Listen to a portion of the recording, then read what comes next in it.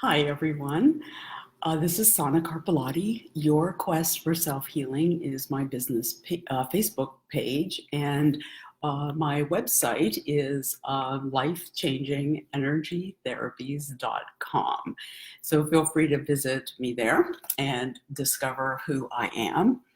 So a lot of you know me as someone who is a yoga instructor, kind of a health food nut, somebody who is interested in holistic health. But there was a time in my life when that wasn't true.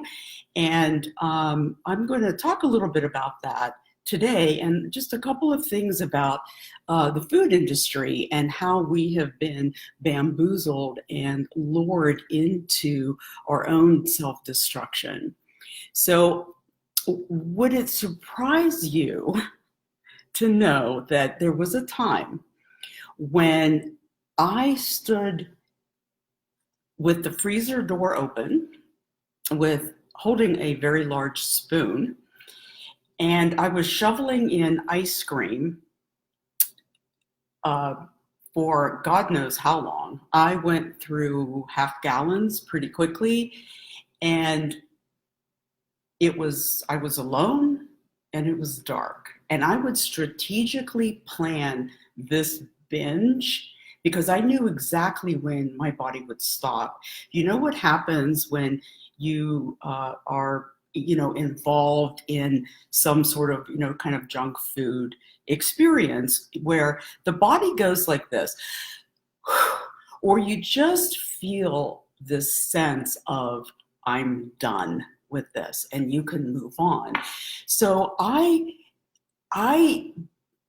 food struggles are really common, and we experience them in a lot of different ways: through overeating, not eating enough, on again, off again dieting, overconsumption of junk food. And then, of course, there are other food situations that are more of a disorder. But it's also a topic that we want to avoid with ourselves. And unless we're talking with our friends, where we're kind of laughing and talking about stress eating and what we do, but in the dark, when we're alone, when we sit down to watch TV, or we're driving and we turn to junk food to secure the relief that we're seeking, to breathe, to just have some downtime, to have the release of the feel-good hormones. See, understand that we carry our stresses and our struggles into the junking experience, whether you realize it or not. We are relying on potato chips to help us feel better. So we can also be very protective and defensive about our junk food habits. We hide, we deny, we lie, we strategize, but we can't hide the effects that it has on our bodies and also out in our lives. I know this because I was there for a number of years, and I'll talk about that in a minute. And this is a very difficult discussion to have, but I'm here because I really believe it's a valuable and very necessary one that can literally change and save our lives. We can take steps to reclaim our lives and to literally save our lives. Okay, so think about it this way.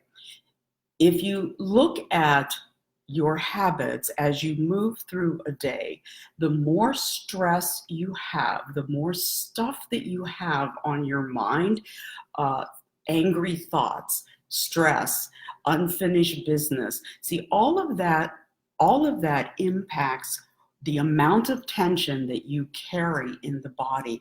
And all of that is kind of percolating up from the subconscious mind. So the subconscious mind is expressed through the body. So if you have traumas through your life, or you're carrying inherited trauma from the family, okay, then all of that is going to be living here. Now, here's the kicker. Okay, junk food releases junk food reduces cortisol. So if you hear what I was saying, is that we establish these places in our lives where we know we come home from work, we sit in front of the TV, we go for the potato chips. We know that that's a time when we're going to get relief. And so it gets kind of strategically placed there. So we don't have to really think about it. There's a part of us that knows, though, that we are trying to get relief. And the junk food is crafted very specifically to ignite the brain and the nervous system. Do you know that it took 3 years to develop the Snickers bar so that it would have the just right feel of melting in your mouth, the nut included? So we're going to discuss all of this more in my Be Done With It class that's happening next Saturday. But, it's really important for you to kind of take a look at what is it that you're carrying here and what mechanism you're using to secure the relief that you achieve here after taking in too much junk food. Because it becomes a very vicious circle, a very vicious spiral, because you feel the stress. Okay, then there's a cue of sitting down in front of the TV. We have a lift of the release of the cortisol in terms of what happens, or in terms of the food that we select. Maybe it's energy. Okay, and then there's a spiral downward that occurs that kind of forces us to return to the cycle, and it's a very painful one. So when I was, and I also realized at some point it really wasn't about the food. I was securing relief by using food to manage my stress. I didn't know what else to do at this point in time, and I was literally killing myself with my own hands. So when I was a kid, my cousin, and if some of you, I don't see who's on here, who grew up with me in Mingo Junction, Ohio, which was a very small mill town near Steubenville. My cousin Minnie, whom I love dearly, had a candy store where we would skip over to it with our quarters and nickels and eat, quite a bit of candy over through my entire childhood. Now, when I was about 12, I had about 10 or 12 little cavities all over my mouth, but nobody ever questioned. We didn't put those things together back in the day, that our lifestyle, our food choices, what we were doing was impacting our health. And I know in my home, my childhood home, we didn't have a whole lot of snacks. I mean, there was an occasional bag of Snyder's potato chips, and my mom and my sisters and I would bake Toll House cookies. So I would say snacking was at a minimal. But as I look back, I can see how my eating habits changed very dramatically in my early teenage years. And what I know about that is that's when my mother died very suddenly when I was 13 years old. So I would explode into this frenzied binging of anything I could get my hands on: crackers, Cool Whip from the container, 3 tablespoons of sugar in my iced tea, soda pop. I would binge eat junk food from morning till night through my teenage years. And then when I got into college, add beer to that equation. I mean, I was a walking time bomb, but I really didn't know it, because my life cycle, my moods and my physical energy was up and down all over the place. Now add to that I was obsessed with how I could secure another piece of cake if it was available, or when I could be alone to eat cookies in the cupboard, because chocolate chip cookies were a weakness. I might have said a few minutes ago that I couldn't eat less than 15 or 20 cookies. So I was having these crashes and very severe UTI and kidney infections, bladder infections, serious digestive problems, anxiety, depression, and panic. But nobody ever asked me, how's your life? What are you eating? How are you managing yourself? So in looking back through that time period, I saw that there were also a bunch of other traumas that occurred. I was stalked for 10 years. I had several date rape experiences, a couple of car accidents that were very painful and life-threatening. So there were a lot of experience that, again, the subconscious mind is expressed through the body. Now, the interesting thing is that when I was 27, this doctor told me that I was going to have severe kidney problems and be diabetic. And it was at that point, that was one of those turning points where I said, I need to do something here, but I didn't know what, because back in the day, there really wasn't a lot of options.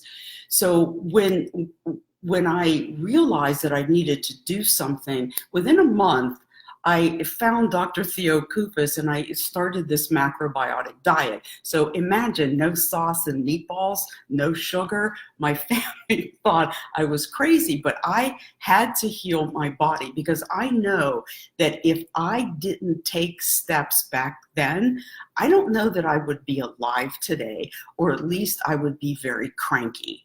Okay, so the interesting thing is trying to bust those cravings was really hard, because back then I didn't have the training, education, and skills that I had. I was just trying to figure out how to manage my relief and what the enormous amount of tension that I was holding in my body. So you know how when you're sitting on the couch and you know that there's chips or cookies in the cupboard. So you look over at the cupboard, and then all of a sudden, oh, there's cookies in the cupboard. And you start kind of thinking about them. There's something really good on TV, but your mind is going over to the cookies in the cupboard. And maybe you get up, you go, oh, no, I'm not going to do it. Well, I would literally claw my hands into the couch and force myself to not get up off of the couch in order to avoid getting up and sneaking cookies or whatever happened to be there. So now, luckily in my class, that's not one of the tools that you would be learning. I have a lot of highly effective tools, including emotional freedom technique and hypnotherapy and things like that, so that you can bust cravings really quickly. So I want to go back just for a second to also show you the value and the importance, the role that food can have in our lives. So I mentioned earlier the chocolate chip cookies. Well, when I was a little girl, my mom, my sisters and I, we would bake chocolate chip cookies, the pretty little crunchy kind of crackly bag that the chocolate chips come in. So when my mom died, I noticed that I would bake chocolate chip cookies just about every weekend, and I would eat most of them, although I would tell myself, okay, I'm doing this for the family. And my brother Jesse would always say, why do you have to bake so many goddamn cookies? So so what I discovered when I learned EFT, which is psychological acupressure, and you will learn it in this class related to how to manage your cravings. So I decided one day to literally sit down with myself and cookies. Okay, so I baked some because they had to be homemade. So you know how when they come out of the oven, how you look at them and you find the cookies that look the most appealing to you. So I got those cookies and I put them on a plate. So I started to use the EFT, which is tapping on pressure points. And I went around a couple of times. I was telling myself, I really have to have these cookies. I need to eat at least 10, 15 of these cookies. So this went on and on. And what I discovered is I literally stopped dead in my tracks after the second round. And I realized that I was trying to fill a void in my life after my mother's death through these cookies. So now you might think, oh, geez, well, okay, that brings up another trauma. But yeah, that was a whole other piece of my life. But in this moment, I made the decision that I wasn't ready to give up the cookies. How was I going to manage them? So what I decided to do was that I would take I would bake the cookies, and then I would take a moment and pause, and I would take in a memory of my sisters and I and my mom baking cookies. And that became a way for me to fill myself. I didn't need to fill myself and destroy myself by eating cookies who cares if they were organic? They were still doing enormous amounts of damage to my body. So now if I make cookies here at home, I still scan and I take maybe two cookies, maybe three small ones, and I take in this memory. I fill myself that way. I nourish myself that way. I relieve my stress by bringing up my energy, and then I enjoy the cookie. So as I said earlier, I mean, it's easy to think, well, we can get protective about our food habits, but this class is not about the termination. That's up to you. You can decide if you can, by being honest with yourself, if you can manage it, or do you need to be done with it. I had a client who drank 6 to 8 ounces of diet soda every day. In one session, he was done with it. And I showed him ways to manage his stress. Okay, so that's what this class is about. You get to decide what it is that you want for your life. And all you have to do is look at your life. Another turning point for me was coming home one day after being out at a meal and having dessert. I had so much stomach pain that I couldn't even breathe. And I started to ask myself questions. I started to engage the conversation within myself. How do I want to live? I live here in this body. Okay. What else can I do for myself? I have to go home and live here. So that was another very pivotal moment where I started to search for effective ways to not only manage my food intake, but also to reduce the stress that I was feeling. And I realized that as I was looking through my life, that the ups and downs that I experienced were very much tied to a lot of traumas. Now, that doesn't mean that you have to get into therapy and so forth, because there are ways for you to kind of manage that in a different way. But beginning that conversation with yourself is really, really, really important. It's huge. And like I said earlier, it can be life-saving. So I want to invite you, if you're interested in coming to my class. It's on Saturday. It's called Be Done With It. And I put a link there. You can take a look, and you literally bring your junk food with you to the class. And it's really fascinating because how there's a moment where this food is on the table, or there's a container of M&Ms and we just kind of swoop down and pick it up. Well, we take that experience and we expand it out, and everything gets neutralized along the way. And you're going to be really surprised at how enlightening and fun it is to discover these aspects and the role that this food has in your life. And you can be done with it to transform these cravings into powerful urges for yourself, so that you can know exactly what you need and have options before you.